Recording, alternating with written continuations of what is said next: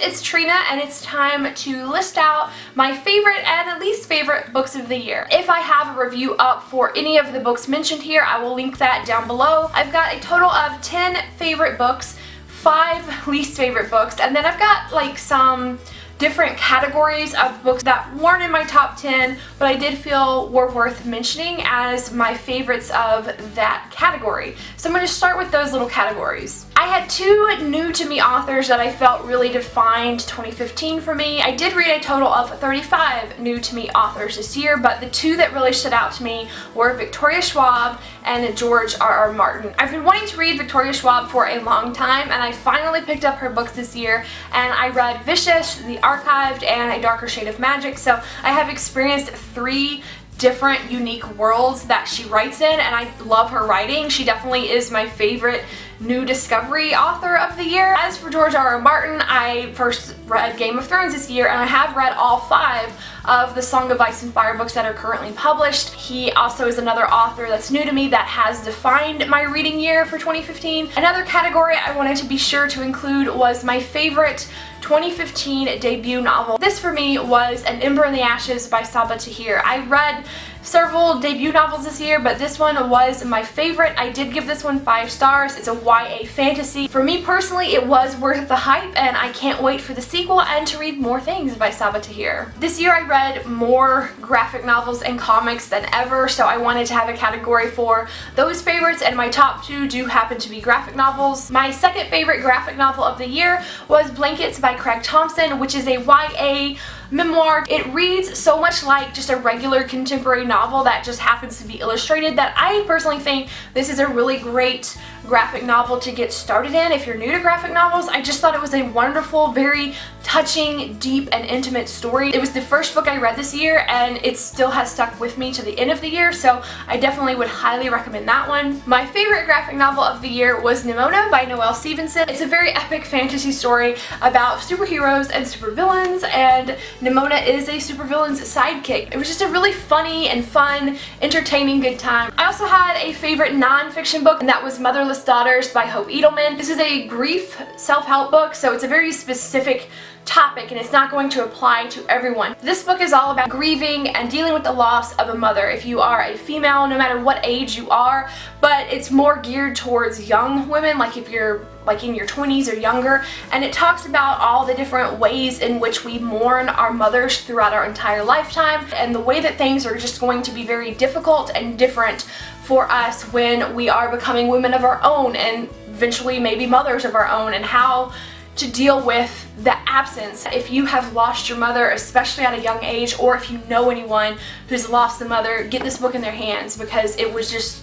I needed to read this. I probably needed to read it sooner, but it was a wonderful, helpful book for me, so I had to mention it in my best of the year list. So now moving on to my overall 10 best books of the year. I'm going to count down for these. So at number 10 is Winter by Marissa Meyer, which is book number 4, the finale to the Lunar Chronicles series. Now, I love this book, but it came in at number 10, which is lower on my list because this is the last book I read of the year, and I wonder if my enjoyment of it is just because it's still so fresh in my mind, and I made that mistake last year of making my top 1 or 2 books being books that were still fresh on my mind instead of books that lingered with me all year long. But this is definitely in my top 10. I really enjoyed it as a finale. As always, I love these characters and this world and the way that these stories are retold, so it did deserve a spot. This was my favorite retelling of the year and my favorite series ender of the year. At number 9 is Daughter of Deep Silence by Carrie Ryan. This is like a YA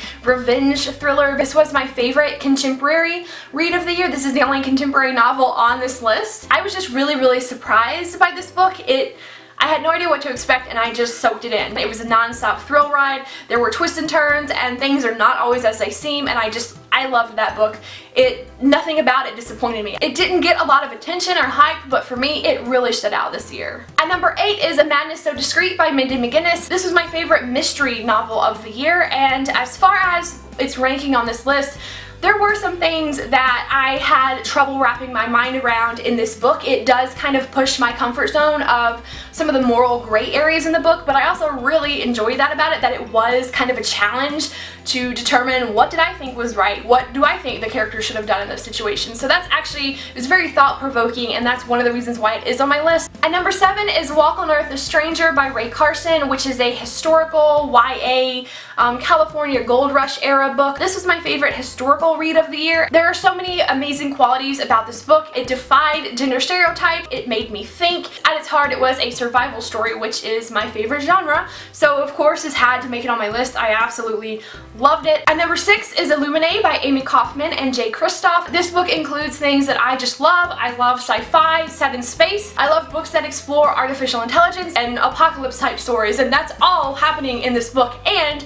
it's told in such a unique and engaging format through text messages and computer systems and transcripts of video surveillance. It was just a fun story to experience. That's what it was. It was an experience. At number 5 is A Game of Thrones by George R.R. Martin, and I did read all 5 books that are currently out in this series, but specifically within the series, my favorite 2 were the first book and the third book, A Storm of Swords. I was very surprised with how much I liked them because I felt like I was so intimidated to even start this series. So I felt like the writing was a lot easier flowing than I expected. The story was rich just like I wanted. I did watch the show first and it didn't take away anything knowing how some things were going to end up. I'm glad I read them. I'm glad I enjoyed them as much as I did. So spot number 5 is to this series, but specifically I would just say the first book. My 4th favorite read of the year was Ready Player One by Ernest Cline, which I finally got to reading this year, and I loved it. I love that this was a mixture of a futuristic setting but also kind of a past setting because you had so many of the 80s references, so it was just a great book to nerd out to. I had no problems with any of it. I just thought it was fun from start to finish. I was engaged the entire time. I loved how interactive this book was. It's not obviously interactive, but anytime like a reference was dropped that I didn't know, I would just use my phone and look it up, and I thought that that made it a lot of fun because I could have this exact mental visual image of what was going on. I just thought it was fun. It was fun. Number 3 is Vicious by V.E. Schwab. This is an adult story about superheroes, and I just love the way that this challenges our stereotypes of what is a villain, what is a hero, what are the morals of having superpowers. I really loved that about it, and I read this book back in May, and it has stuck with me throughout the year. I originally gave it 4.5 stars, but as the year went on, and how much these characters, especially Victor is one of my favorite characters of the year. The way that this story has stuck with me throughout the year, I did end up changing my rating to 5 stars. Any fault that I had in it while reading has completely gone away with the way that this has lingered with me. My 2nd favorite read of the year was Queen of Shadows by Sarah J. Maas. I just love the Throne of Glass series. I've been reading it from the very start when the first book came out. I have loved every installment of the series, and I feel like it just keeps getting better and better. It's just a series and a story that I really love. So this was my favorite YA book of the year. This was my favorite fantasy book of the year and favorite sequel. I had 0 problems with the events that happened in this book. I really loved it, and getting to see where the story, world, and characters have gone, so this was number 2 of the year. And my favorite book of the year was The Martian by Weir. This is my favorite book of the past 5 years, I think. I have not been so moved by a book as I was with The Martian. I know a fault that a lot of people have with the book is that it's too technical. There's a lot of math and science in it, and our main character shows very little emotion, and that's actually what I loved about it. His level-headedness and the way that he coped with this terrible situation allowed space for me to place my own emotions into this story. Every emotion that you can feel in a book, I felt it in this one, and the end of it I broke down and was crying, and I couldn't stop crying. Not because the story is necessarily a sad story. A guy is stuck on Mars by himself and he's got to survive for like 4 years. It's a pretty sad story, but I was crying just because of how human this book made me feel. I love books that explore survival and humanity and what we can overcome and accomplish and just determination of surviving. And this book did that. That's the kind of story that I love. I didn't find that the math and science hindered the story at all. Because it was such a technically written book, that just lent a feeling of reality to it, a feeling of believability. It felt like this was really happening. Absolutely loved it. Best book of the year, best sci-fi, best adult, best everything.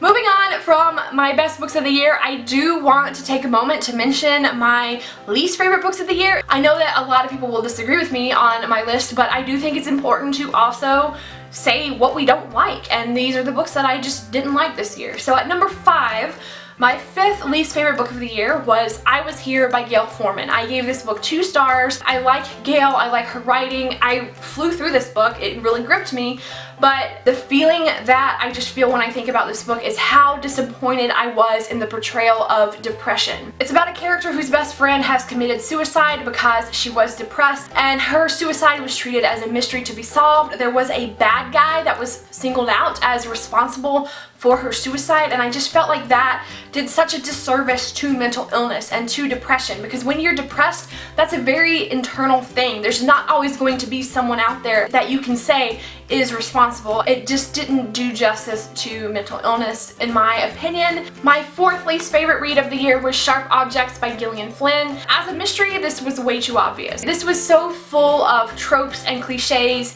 and I am a person that can very easily overlook tropes. They don't bother me like they bother other people, but I felt like they were so poorly done in this one. This is an adult novel, and yet we have insta-love and a love triangle that made no sense, was not developed enough in a way to convince me, and I just felt like it was not a well-written book. My 3rd least favorite read of the year was Her Dark Curiosity by Megan Shepherd. This is book number 2 in the Madman's Daughter trilogy, which is a trilogy of gothic classic retellings, and this was a retelling of The Strange Case of Dr. Jekyll and Mr. Hyde. I did not like this book as its own story, and I did not like this book as a retelling. It just didn't work for me. The characters could not make any decisions. There was a terrible love triangle in this book, which it was in the first book too, and it didn't bother me in the first book, but by the 2nd book in a trilogy, I should feel convinced of any of these characters' motivations or relationships, and I just really didn't get anything out of this book. I did not enjoy it. I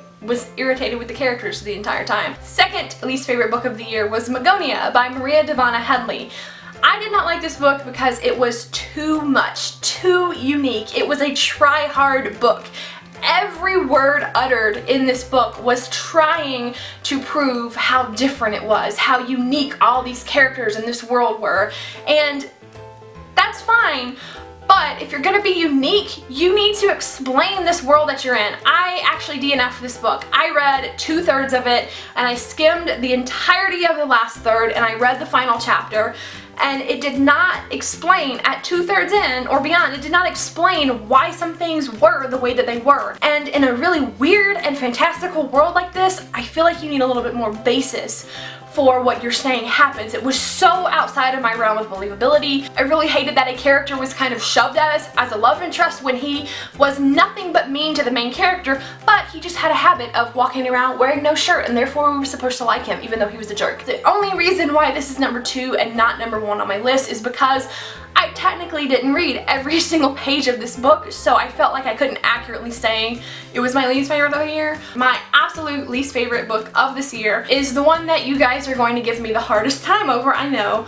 I absolutely hated the book Slammed by Colleen Hoover. This is a massively popular book, and that's why I wanted to read it. I wanted to see what all the buzz was about. One of my best friends loves this book. It's her favorite book, and I feel awful that I did not like it as much as everybody else does. I can see why other people like it, but for me, personally, I enjoyed nothing about this story. I wasn't convinced of any of the characters' actions or the reasons for wanting to be together. A book that is based so much on romance had a terrible relationship. It was a very one-sided balance, with one character being the one in control and the other one just being walked all over. And additionally, sexual assault was used as a plot device to force the hand of these characters and come to a conclusion. And I just didn't appreciate anything about the way that the story was told or the relationship within this book. I did not like it. That does not mean that if you love this book, I disagree with you. Like, if you love it, that's great. I'm glad that you liked it more than I did, but I personally got nothing out of this book and just wanted to throw it. I would like to kind of say sorry if that offends you, but I'm not really sorry for being honest. So that is my list of favorite and least favorite books of 2015. I would love to hear from you guys what your favorite book of the year was or what your least favorite one was. Thank you so much for watching, and I will see you guys in the comments. Bye!